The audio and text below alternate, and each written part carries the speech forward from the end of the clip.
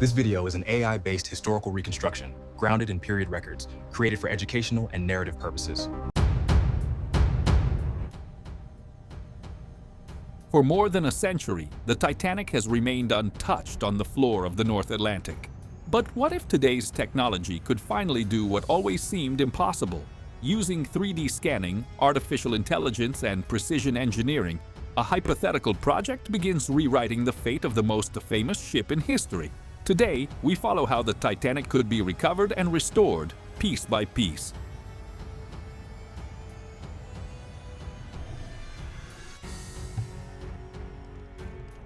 Before we descend into the deep and begin this unprecedented reconstruction, like the video, subscribe, and follow every step of this historic process.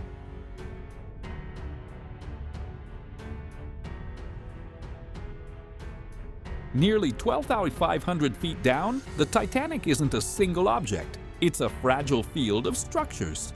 Since the wreck was found in 1985, expeditions have documented corrosion spreading and interior spaces slowly collapsing. In any hypothetical recovery, the first rule is measure without touching, map, compare, and identify where the hull can still carry load.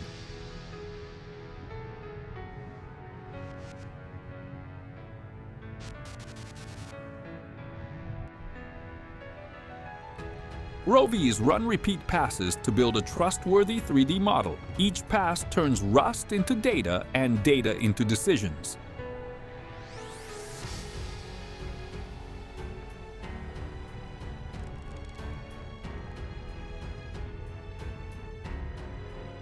With the raw mapping in hand, the stage that decides everything begins, turning millions of points into a true digital twin of Titanic.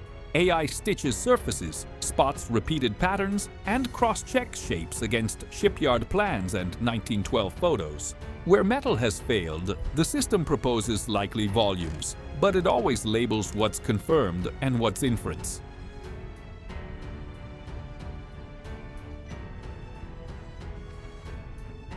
That line matters. A real lift depends on real anchor points, not wishful geometry. Before any cable, Titanic has to exist accurately inside the computer.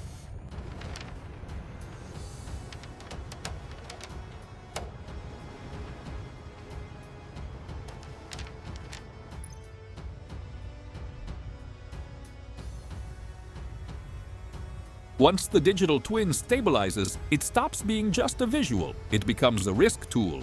The weakest areas light up as critical zones, where even a gentle touch could trigger a local collapse. So the team sets a simple goal: stabilize without forcing by creating temporary support points on the seafloor.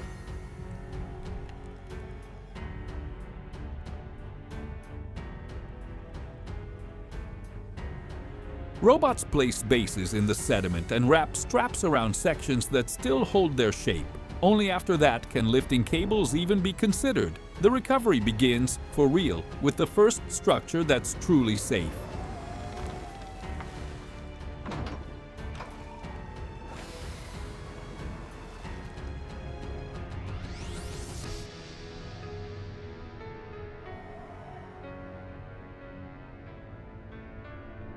With the first supports in place, the operation moves into its most delicate phase, building a load-sharing bridge that holds weight without crushing the hull. The digital twin shows where structure still has continuity and where any force becomes damage.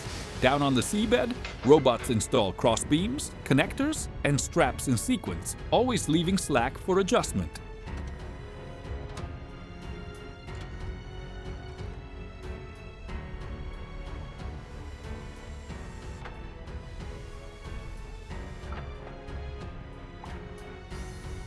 Then comes the first test lift, just inches, for seconds, only to see what gives. If the ship reacts badly, the plan steps back. If it holds, the recovery moves forward.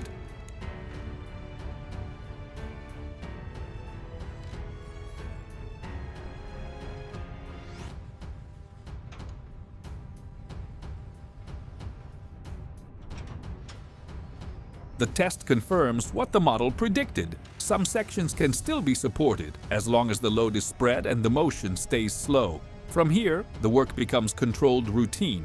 More straps, more beams, more supports, expanding the stable area like a temporary chassis around the hull.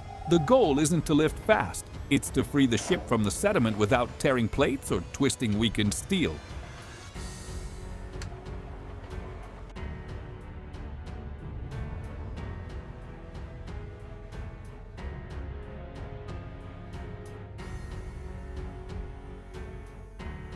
Every step is measured in inches, and every correction feeds back into the digital twin. The recovery advances only when the hull responds without deforming.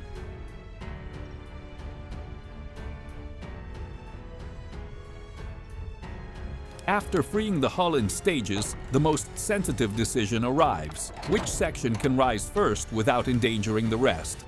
The digital twin reveals where the ship still behaves as a single structure and where it has become loose pieces held together by exhausted metal. The strategy is to start with a large module, but a controllable one, drawing a clear boundary for cutting and temporary stabilization.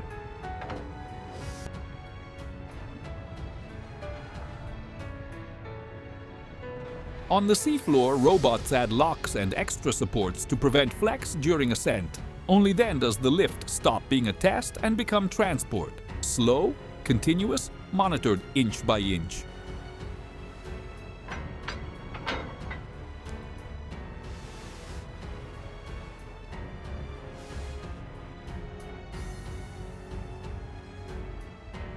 With the first module suspended, the challenge changes. It's no longer about breaking free, it's about traveling through the water column without vibration or twist.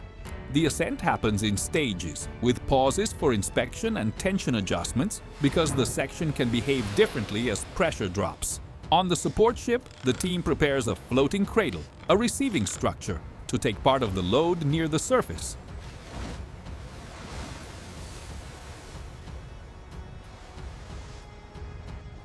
At every step, the digital twin updates with what the metal actually does. If oscillation spikes, the operation pauses. If it stabilizes, the recovery enters its transition from the abyss to the light.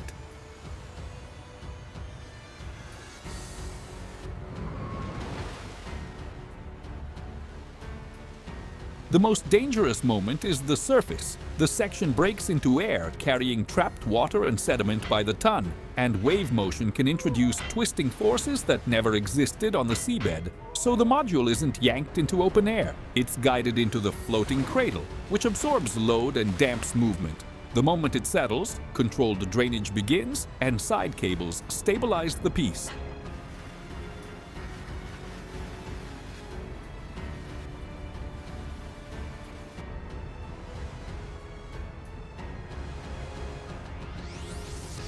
For the first time in 113 years, a fragment of Titanic sees daylight again, and every movement still has to be as slow as it was in the deep.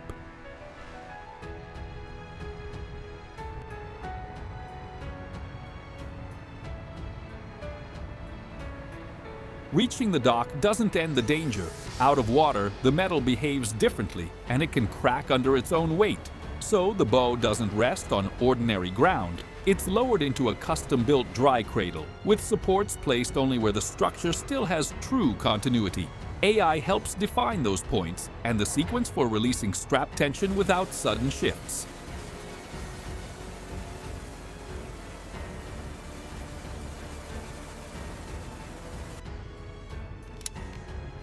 In the next phase, stabilization begins. Controlled rinsing, drainage, and steady humidity to prevent uneven drying. This is where the piece stops being wreckage and becomes, again, a recognizable fragment of Titanic.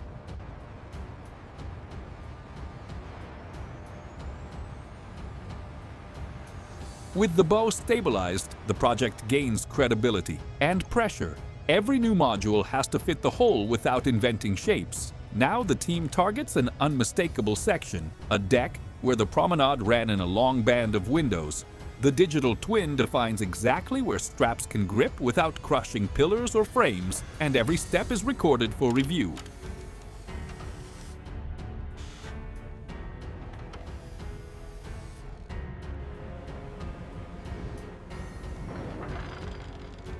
If you want to watch these iconic pieces emerge one by one and see how AI guides real decisions, hit like and subscribe. You're helping keep the full series alive.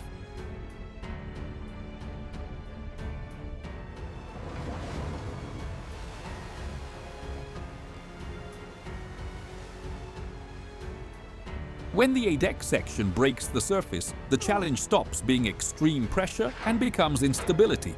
The structure carries water, sediment, and decades of accumulated fragility, and even a small sway can create irreversible torsion. That's why the lift happens in stages, with long pauses for drainage and reading how the metal responds.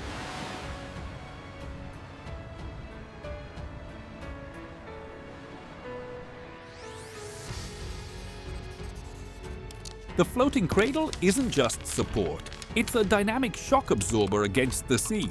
Every inch gained is confirmed before the next move, repeating at the surface the same slow logic used on the floor of the Atlantic.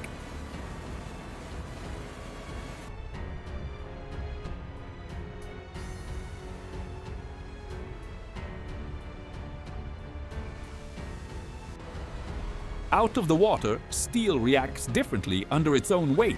The dry dock has to receive the piece exactly where internal continuity still holds. The digital twin defines support points, the order of strap release, and micro adjustments before final settling. There's no cosmetic fix. Everything is structural.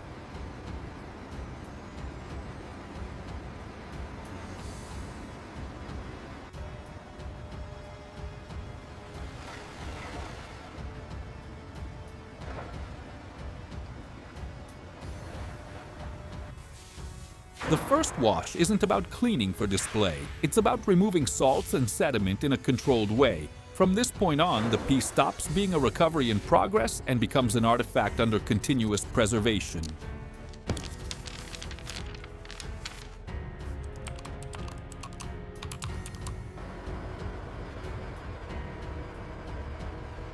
With the main module stabilized, the project reaches its most watched moment. This symbolic transit isn't an operational return. It's a controlled relocation, technical and deliberately slow. Tugs hold alignment while every reaction in the hull is monitored in real time. Titanic doesn't sail, it's guided. The channel passage doesn't erase the wreck, it restores a sense of scale.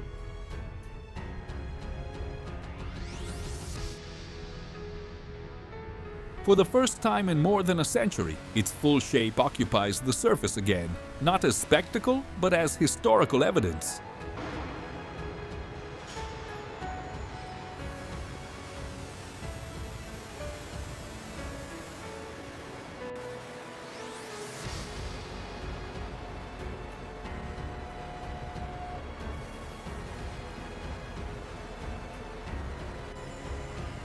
After the transit, the priority returns to precision. Every structural line is checked against the digital twin to identify permanent deformation and required adjustments. Where history is confirmed, restoration moves forward. Where doubt remains, the structure stays exposed and documented. Reinforcements are applied only where they don't interfere with historical reading.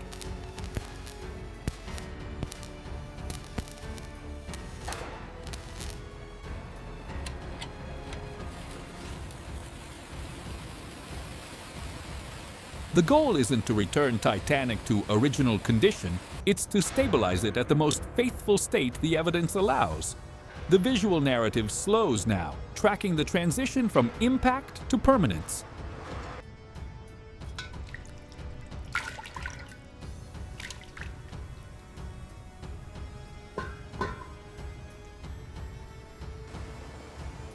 While the hull draws the eye, smaller scale work moves in parallel.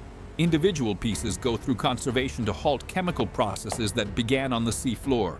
No surface is polished beyond what stabilization demands.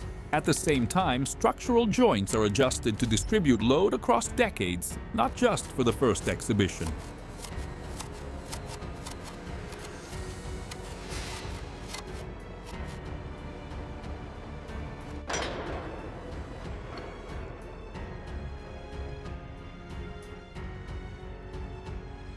AI helps separate what can be reconstructed from what must remain absent. The ship regains volume, but it keeps its gaps as part of the story.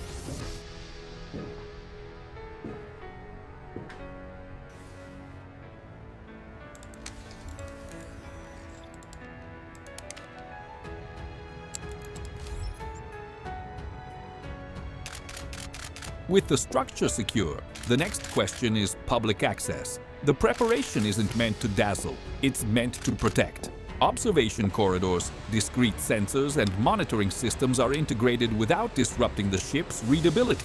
Every future visitor also brings new variables: vibration, humidity, temperature. That's why nothing is improvised.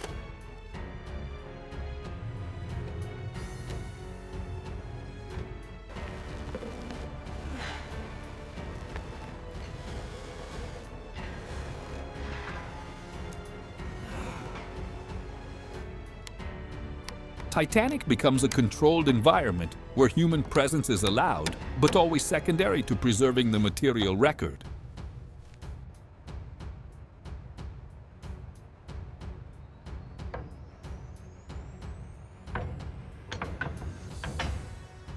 The dock stops being a temporary work site and becomes a permanent facility.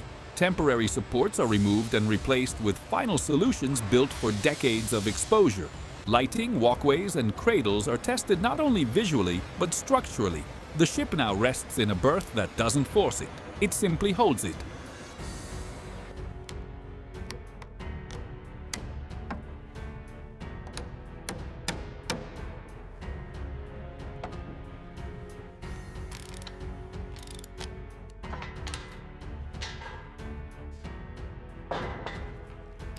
From here on, Titanic isn't in active restoration. It's in a monitored state where every future change will be measured against data recorded today.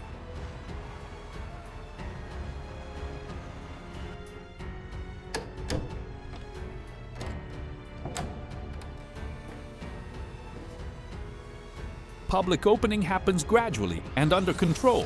Historical images are used only as visual reference, never as a substitute for what is physically present. Smaller objects enter display with the same rigor applied to the hull. The route guides visitors without rush, letting the scale land before the details do. The quiet of the space is intentional.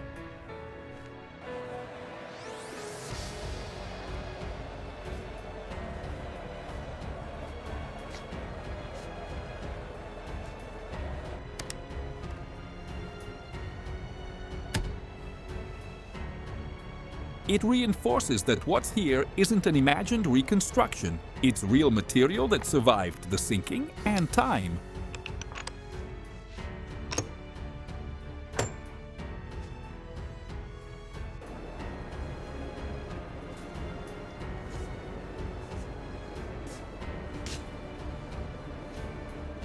Once the space is operating, the project's limits become visible. Some deformations aren't corrected because they belong to the original event. Barriers and controlled cutaways show exactly where the structure failed and where it was stabilized. That choice prevents the false impression of a full return to 1912.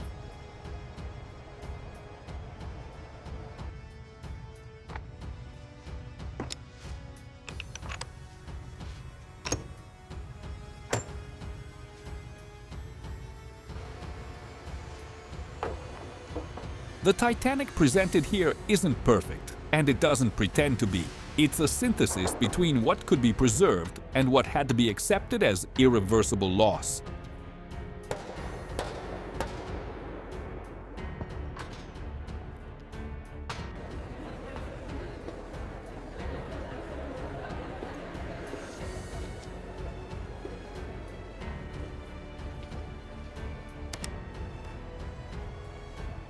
In the finale, the work enters its longest phase: maintenance and observation. Sensors keep recording micro-variations, and fragments not reintegrated remain preserved separately. The lights dim, and the ship returns to the controlled silence of the exhibit space. This AI-driven reconstruction didn't send Titanic back to sea, and it didn't erase the disaster.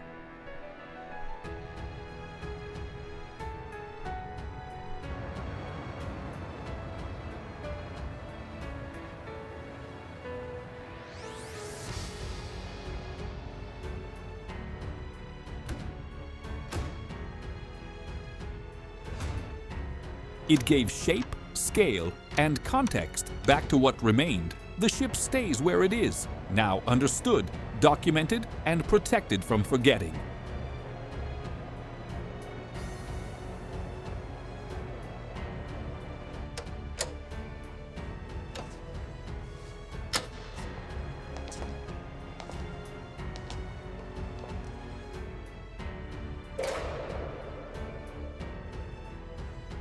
With the ship stabilized, the work changes pace. Now it's inspection and documentation as routine. Every seam in the hull is measured and compared to the digital twin to catch micro variations before they become real damage. Building climate control becomes part of the project, managing humidity and vibration like a lab.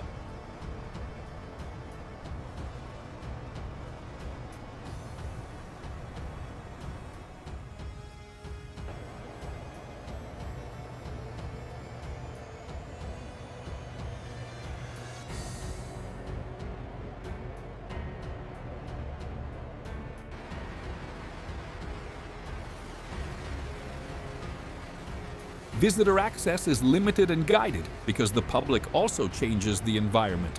Titanic exists now as a monitored historical object, not as a perfect rebuild.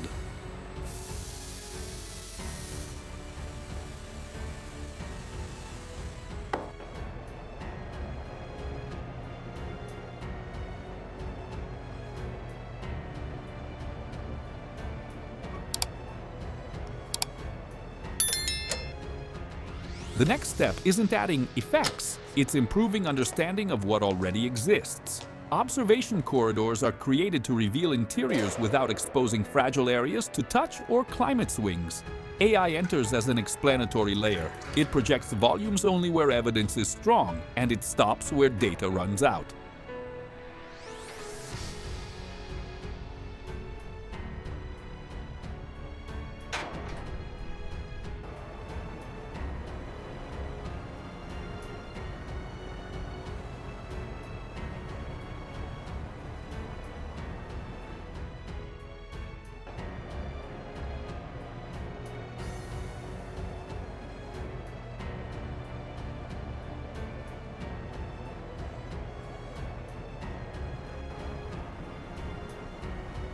Visitors see real structure and controlled hypothesis at the same time. That prevents inventing a complete Titanic and makes clear what's confirmed and what's reconstructed by reference.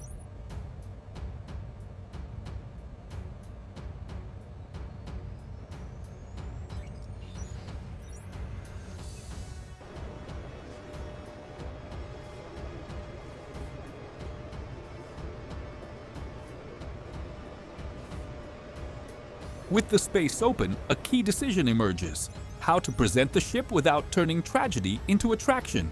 Quieter zones reduce noise and traffic, allowing historical reading without hurry. Sensitive objects and details rest behind sealed cases, with environmental control and a strict documentation.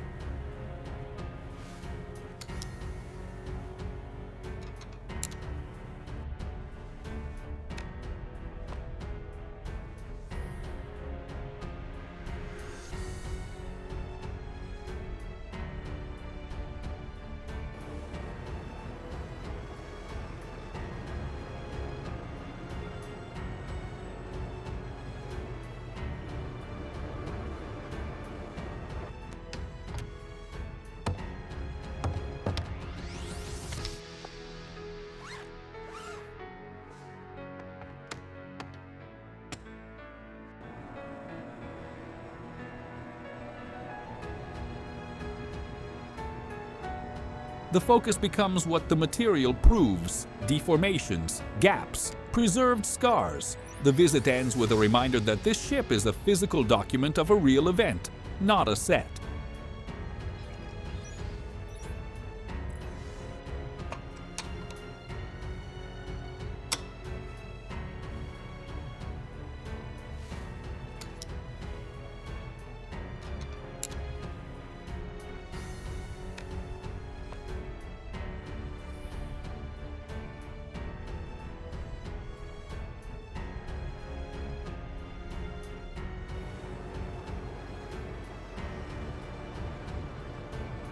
In the long run, preservation is continuous, not a finish line. Sensors track vibration, temperature, and flex, and any deviation triggers a review of supports and climate systems. Even a storm outside becomes a stress test, because pressure and humidity change how the whole structure behaves.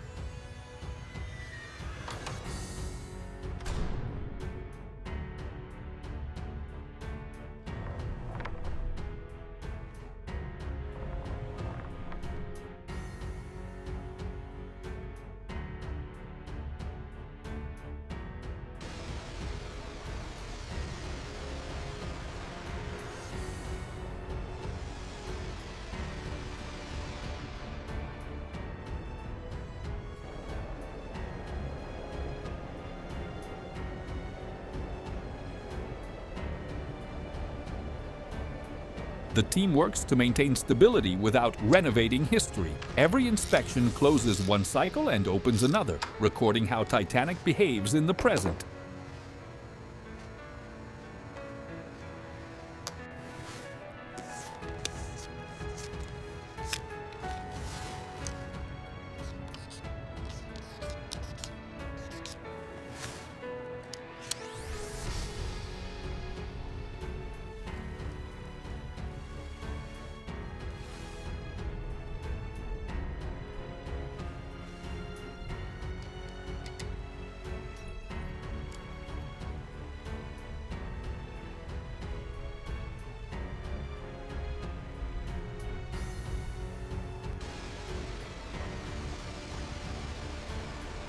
With enough data, AI stops beautifying and starts explaining. By separating the intact 1912 geometry from the deformed post-impact geometry, the overlay shows exactly where evidence diverges and why.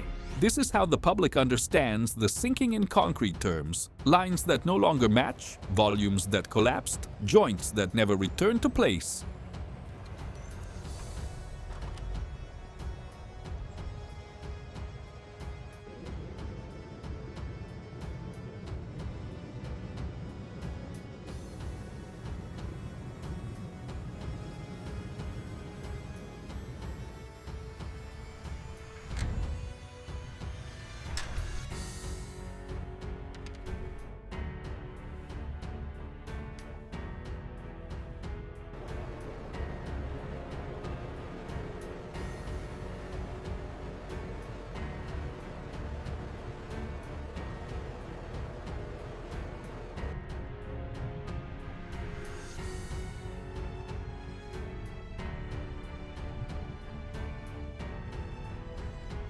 The visualization ends when the curtain opens to the real hull.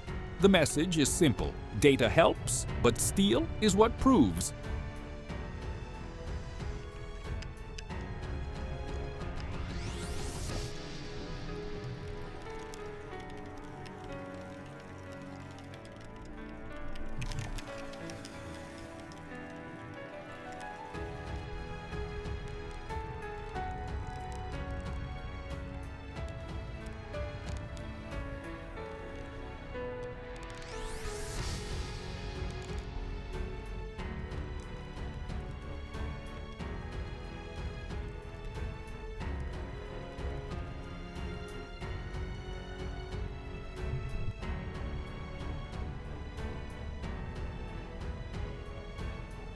Even with restoration on land, the original site in the Atlantic still exists. An ROV descends again, and the lights reveal corroded shapes that have remained where they lay since 1912. The comparison is unavoidable. In the museum, the ship is understood. On the seabed, it's silence and matter.